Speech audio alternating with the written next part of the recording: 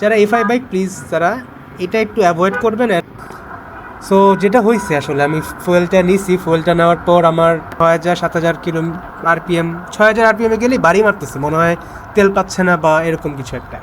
আচ্ছা, কাহিনী বলার আগে বলি, আসলে ফুয়েল পাম্প হচ্ছে আমি ক্লিন থেকে নিয়েছিলাম, মহাখালীর ক্লিন ফুয়েল পাম্প যেটা যেটা যেটা। সো এখান থেকে আমি ফুয়েলটা নিয়েছিলাম। তো আমি যে সবসময় জানতাম যে ওদের ফুয়েল কোয়ালিটি অনেক ভালো, সবাই নেয় শুনছি, বিকজ আমি সবসময় ক্যান্টনমেন্ট থেকে ফুয়েল নিই, অথবা ট্রাস্ট অথবা আইডিয়াল। এই যে আমি এখন যে টানতেছি না, দেখেন এই যে টানতেছি না, উঠতেছে না, কিন্তু আমার যে উঠতেছে না, বারবার বাড়ি মারতেছে গাড়িটা, আমি উঠতেই পারতেছি না। এই যে 80-তে আছে এখন, মানে আমি এটা ফিল করতেছি, আমি টানতেছি তো আমি ফিল করতে পারতেছি যে গাড়ি উঠে না, বাড়ি মারে বারবার। আমি ইউজ করলাম, যেহেতু আমার 9-10 লিটার তেল ছিল, তাই ভাবলাম একটা ফ্লেমিঙ্গোর অকটেন বুস্টারটা দিয়ে দিই এটা। সো ফ্লেমিঙ্গোরটা আমি ইউজ করি সবসময়, বাট আমি চেষ্টা করছি যে কি হয়। এই যে আমি এখন 4th গিয়ারে আমি আরামসে 70 68 70 চালাই দিচ্ছি, 70, আমার কোনো ফিল হতেছে না, আমি টানতেছি ইচ্ছা মতো, আমার কোনো গায়ে লাগতেছে না।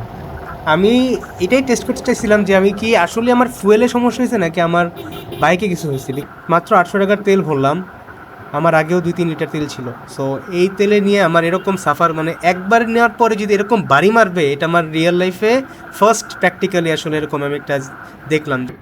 সো যাদের এফআই বাইক তারা প্লিজ এর একটু অ্যাভয়েড করুন।